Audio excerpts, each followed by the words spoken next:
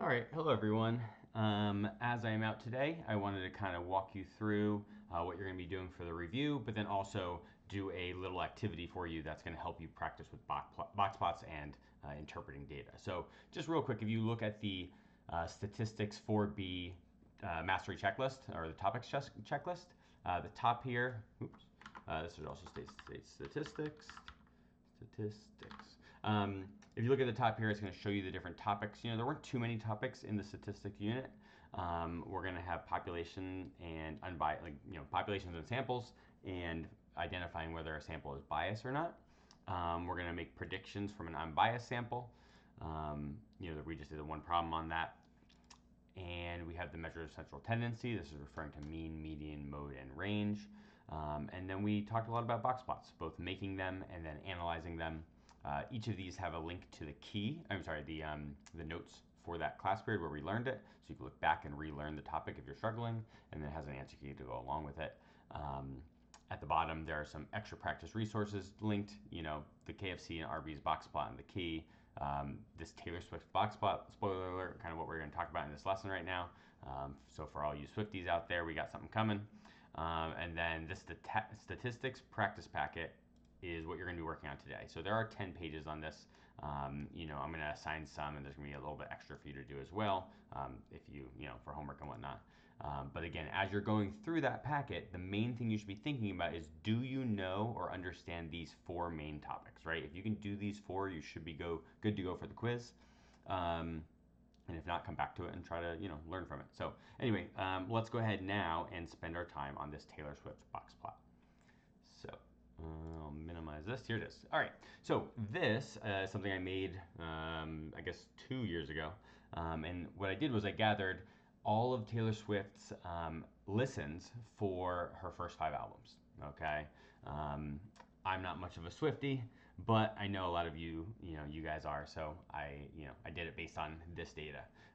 So anyway, this is all of her listens on Spotify per song on these first 5 albums. So I both have the box plot of the different songs with the listens, but additionally, I actually put all the data points down below, so you can actually see kind of how this box plot is made, like what the data kind of did to make the box plot do that. So this is kind of good for you to be able to kind of see how these whiskers are formed and how they're longer and this and that.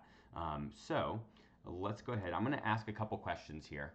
What you're going to do is, after I ask the question, I want you to pause the video. So for quick pausing and whatnot, you can just hit spacebar while you're watching the video, and then spacebar will start it up again. So I'll give a little bit of a pause, but I want you to try to think of the answer to the video and then unpause and listen.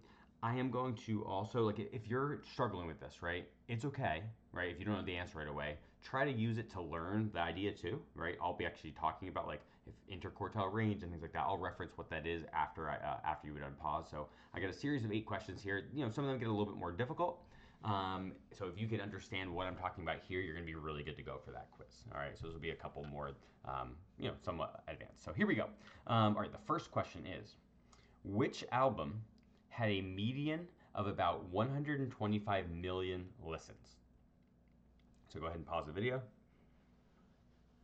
All right, hopefully now you're unpaused. So the answer to that was Speak Now, right? Our median is that middle line in the box for the box plot. And if we go down, this looks like, right here would be about 100. I'll zoom in a little bit. Right here would be about 100. So like a little bit past that, about 125. That seems like it makes sense. We can only be so precise here. All right, next question. Which album had an upper median of 225 million listens? Once again, pause that video. All right, the answer was Red. If we look at Red, upper median is that top part of the box, upper quartile.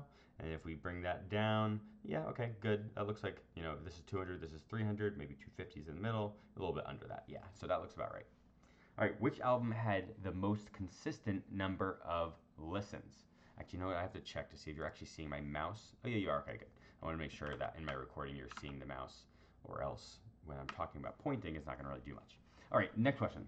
Which album had the most consistent number of listens? We'll have you pause the video. And the answer. Okay, I kind of have 2 here, but the clear answer here really is Taylor Swift, her self-titled album in 2006. just look at this data, how condensed it is, right?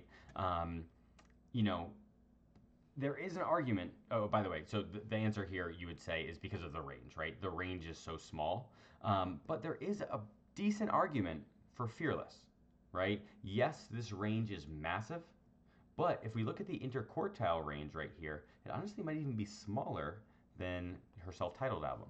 And we did talk about how the interquartile range is a better indicator of consistency compared to range, because ranges can get thrown off by outliers. And that's kind of what we have here. We have these two outliers here.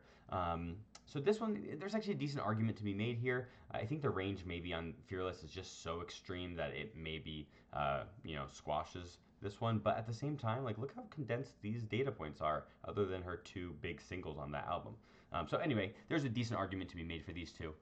We wouldn't give you one this hard to decipher on a quiz, but, I think you can make an argument for either. All right, number 4. How many listens does her top song have?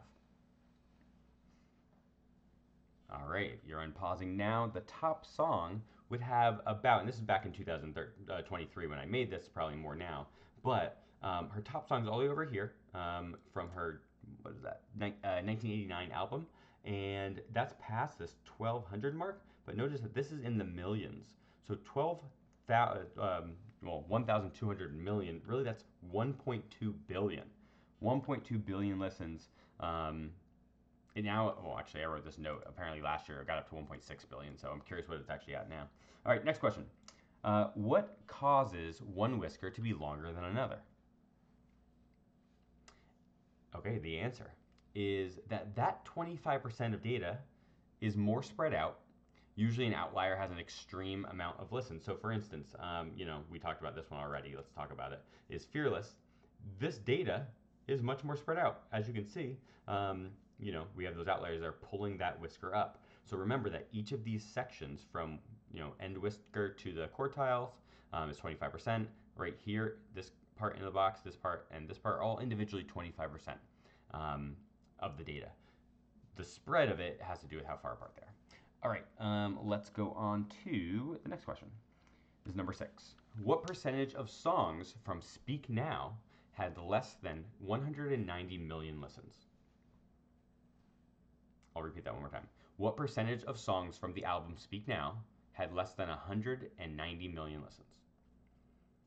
All right, you'll unpause. And so 190 million listens, that would be right under here, under 200, and we're going to Speak Now. Okay, there it is. So that would mean from this point and to the left, less than that, well, we get 1, 2, 3 sections here, 3/4 of it. So that's 75% of her songs on Speak Now had less than 190 million. All right, seventh question. The interquartile range of 1989 was larger than the range of listens on which albums? Again, I'll repeat that. So the interquartile range for 1989 was larger than the entire range of listens on which albums? All right, you'll unpause. So 1989, here's the interquartile range. So that's just basically the range of the box area of the from quartile 3 to quartile 1, or upper to lower quartile. And so that's bigger than the entire range of Speak Now, and then also definitely for the entire range of Taylor Swift. Yeah, right. That's such a large spread. Like, there was quite a variety in listens for that 1989 album. All right, last one. The top song off of Taylor Swift, top song off of Taylor Swift, the self-titled, 2006, had about 200 million listens. How many songs off of 1989 had less listens? All right, here we are. So we unpause, and so if we just kind of go up to the 200 million range, we scroll up all the way here. We just can count to the ones to the left and less than that. So 1, 2, 3, 4, 5, 6, 7. Yeah, there were 7 songs that had less listens than the number 1 song off of her self-titled album. All right, so that's kind of it. One actually good activity that you can do right now is maybe just partner up with somebody and try to come up with your own complicated questions relating to this. Try to analyze the data, see if you can kind of like share anything unique that you find. And yeah, so go ahead and go through that review. I'll pull it up one last time right here. I want you to look through these top 4 things just to make sure you really get that down, but then you're spending most of the time actually practicing on this study guide, the statistics practice packet. All right, good luck today reviewing, and if you have any questions, you can also email me leading up to that quiz next class.